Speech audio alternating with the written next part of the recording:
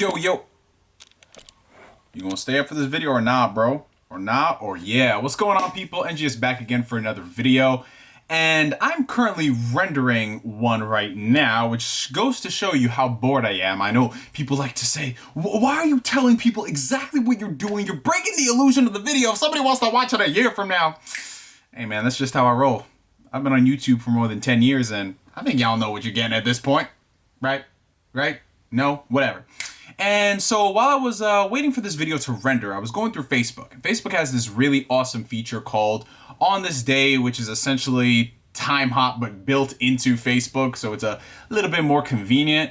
And one of the posts that I saw was dating back a year ago to when I actually took the plunge and I purchased my Nintendo Switch. Here's the Switch that I have officially owned for a year now, and I am housing it in the Satisfy Pro gaming grip. And I don't want to spoil anything, but got another video on Satisfy coming up real soon. So while I was looking back at that post and looking back at how far we've come in the span of the year of me owning the Switch, I know a lot of people have done videos talking about the Switch, post its original launch, and that was back in March. But I was different. I waited a few months to buy the Switch. I was very surprised that I picked it up as soon as I did, because normally when it comes to consoles, I like to give them anywhere from 6 to 8 months before I take the plunge. But one thing I've noticed this generation is that I've been buying my consoles more and more on a more frequent basis, if you will. I bought my PS4 only, 3-4 months after the system launched, because I really wanted to play Infamous. And with the Switch, there was no games coming out for the system that I really wanted to play. But I tell you what, Best Buy and that amazing program that is now discontinued, Gamer Club Unlocked, combined with a brand new credit card, will really have a dude feeling some type of way. No interest for 18 months. Hey man, I took the plunge, and looking back on it a year later, I am so glad I did, because it's just really insane how much of a part of my daily life, that was really good grammar right there, Neo, the Nintendo Switch has become. Because I remember when I first bought the system, and I still had my doubts about it. I was like, yeah, I bought this system, it is what it is, whatever, man. It's not all that hype. And then I realized like the entire vision that Nintendo had with this console, because I bought the system.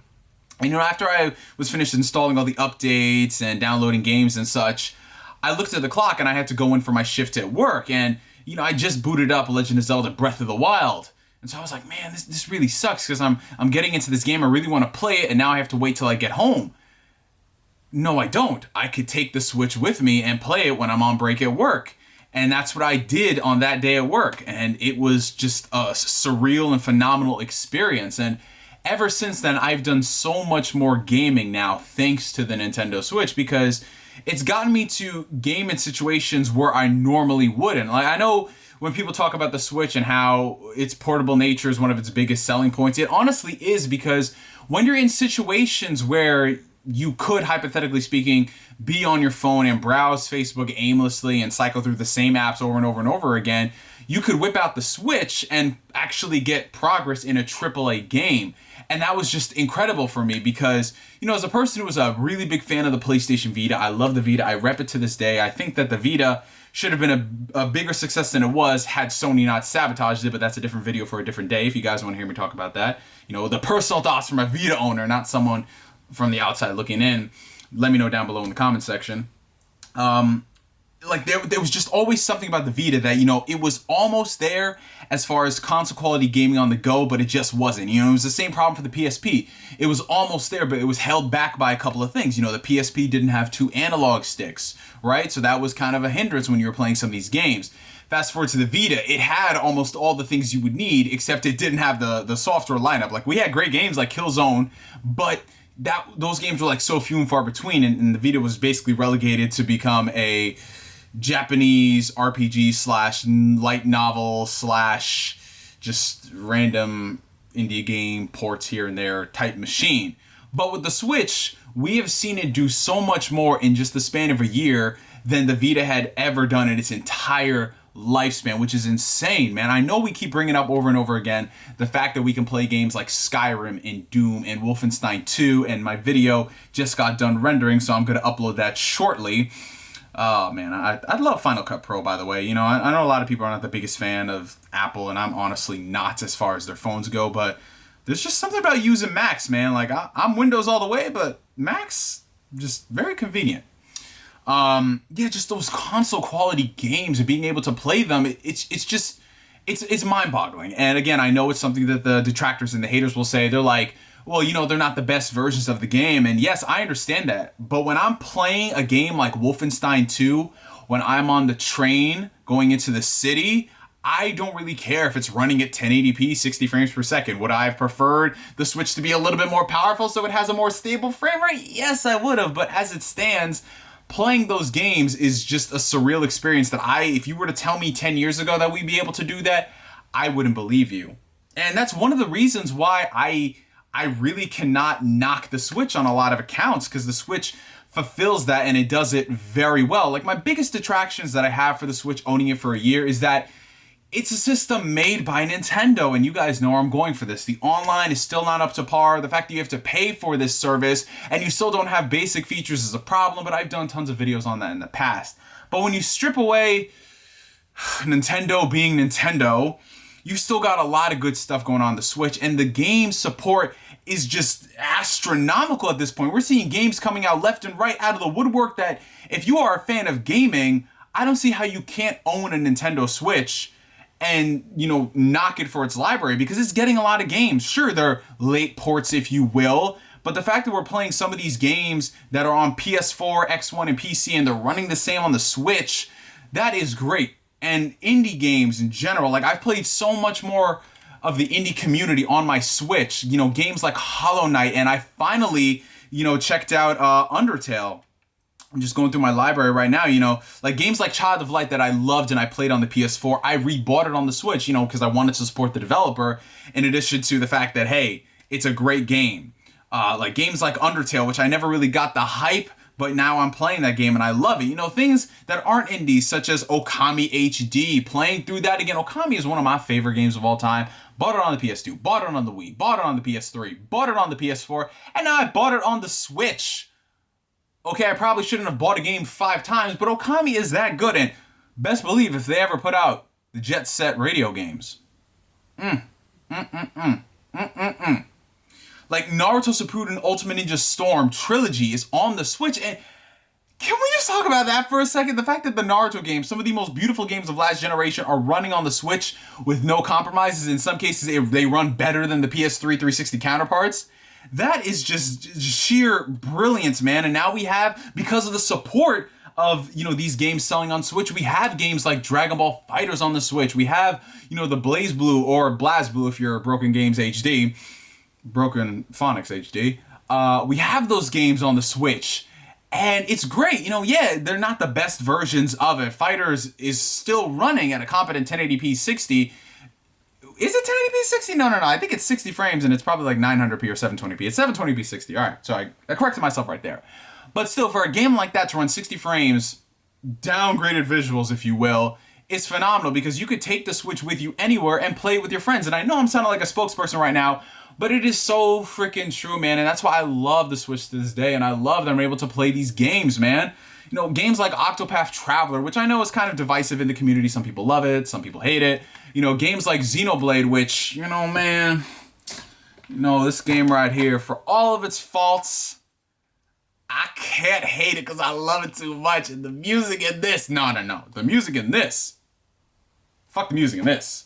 The music in this. This is right here. You motherfuckers know what I'm talking about. Jazz, baby, jazz. But yeah, man. And I'm just so excited for the future of it, because that was only the first year and a half, going on 2 years of the Switch, that we're able to get these games. Just imagine what's going to happen in the future when all these developers are going to jump on board. You know, the developers who are making like single A, double A games on the PS4 and PC, and they come over to the Switch, the amount of games you're going to get, like, I just get so freaking excited behind it. Are there things that could be improved upon with the Switch? Yes. Online needs to be just revamped entirely. I don't care what Nintendo has to do. Hire people from Microsoft if you have to. Fix your online infrastructure, especially now that people are paying for it. You shouldn't have to... I'm getting into this rant, but let's talk about the positives, right? Just all the games, the support on the Switch. And I understand if you're a person who owns a PS4 and you have all these games, it's not going to seem impressive. But the way I look at it is I don't really look at it like that anymore. I did.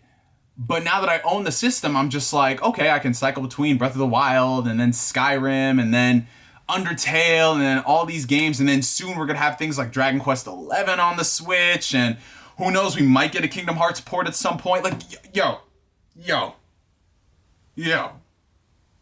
If 1.5 through 2.8 ever happens to land on the Switch, just think about that for a second. We have purchased this game so many damn times, but do you think for a second you are going to pass up on the opportunity to play that shit portable? How fucking meta and trippy would that be? That Birth by Sleep started out on a portable system, got ported to an HD console twice,